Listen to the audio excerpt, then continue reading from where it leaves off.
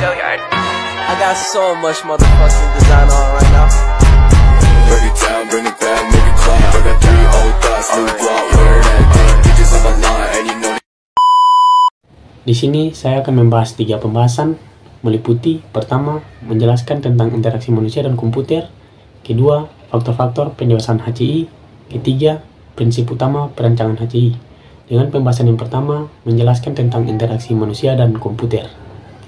Interaksi manusia dan komputer adalah disiplin ilmu yang mempelajari hubungan antara manusia dan komputer yang meliputi perancangan, evaluasi, dan implementasi antarmuka pengguna komputer agar mudah digunakan oleh manusia.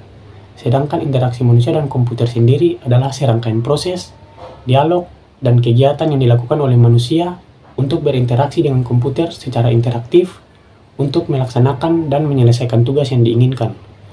Agar komputer dapat diterima secara luas dan digunakan secara efektif, maka perlu dirancang secara baik.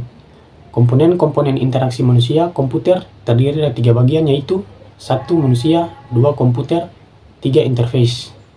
Yang kedua, faktor-faktor pendewasaan HCI.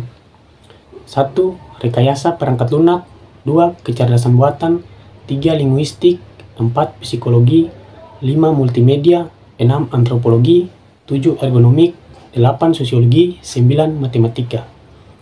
Pembahasan yang ketiga, prinsip utama perancangan HCI.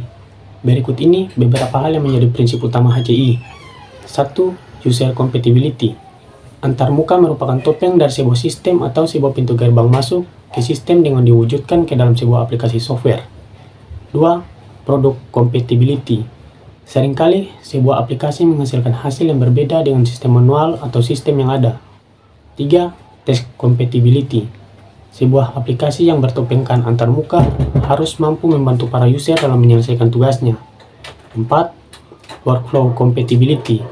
Sebuah aplikasi sistem sudah pasti mengadopsi sistem manualnya, dan di dalamnya tentunya terdapat urutan kerja dalam menyelesaikan pekerjaan.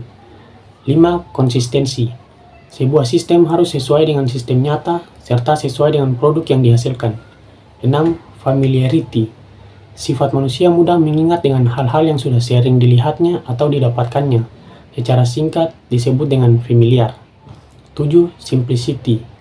Kesederhanaan di sini lebih berarti sebagai hal yang ringkas dan tidak terlalu berbelit. 8. Direct manipulation. User berharap aplikasi yang dihadapinya mempunyai media atau tools yang dapat digunakan untuk melakukan perubahan pada antarmuka tersebut. 9. Kontrol. Prinsip kontrol ini berkenaan dengan sifat user yang mempunyai tingkat konsentrasi yang berubah-ubah. Hal itu akan sangat mengganggu proses berjalannya sistem. 10. What you see is what you get. Apa yang didapat adalah apa yang dilihatnya. Yang mendasar di sini adalah harus sesuai dengan kemauan dan pilihan dari user. 11. Flexibility. Fleksibel merupakan bentuk dari solusi pada saat menyelesaikan masalah. 12. Responsiveness. Setelah memberikan inputan atau masukan data ke aplikasi sistem melalui antarmuka, sebaiknya sistem langsung memberi tanggapan atau respon dari hasil data yang diinputkan. 13. Invisible technology. Secara umum, user mempunyai keingintahuan sebuah kejadian dari aplikasi yang digunakannya. 14. Robustness. Interaksi manusia dan komputer atau pembangunan antarmuka yang baik dapat berupa frase-frase menu atau error handling yang sopan. 15. Protection. Suasana nyaman perlu diciptakan oleh software engineer di antarmuka yang dibangunnya. Nyaman di sini adalah suasana di mana user akan betah dan tidak menemui suasana kacau ketika user salah memasukkan data atau salah eksekusi. 16. Ease of learning and ease of use. Kemudahan dalam mengoperasikan software hanya dengan memandangi atau belajar beberapa jam saja.